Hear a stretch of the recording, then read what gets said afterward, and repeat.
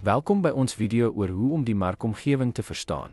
Dit is van kardinale belang vir organisasies om bewus te wees van die faktore wat hul mark beïnvloed om veranderinge te antisipeer, geleenthede te identifiseer en potensiële risiko's effektief te verminder. Hoë mededingingsvlakke kan markaantreklikheid en winsgewendheid verminder. Deur mededingers te analiseer, kan organisasies strategieë ontwikkel om hulle te oortref, markuitdagings aan te spreek en 'n mededingende voordeel te handhaaf.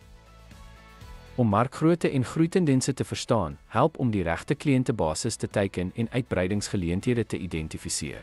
Ekonomiese aanwysers soos bind lei produkposisionering en prysstrategieë en verseker dat dit ooreenstem met marktoestande.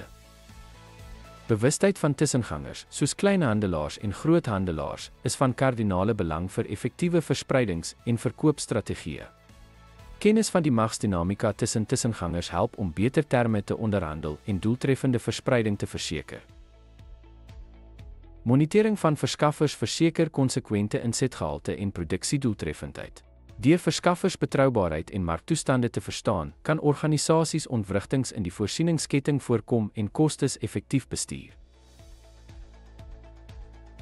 Deur bewus te wees van die markomgewing, kan organisasies potensiële uitdagings navigeer en geleenthede effektief aangryp.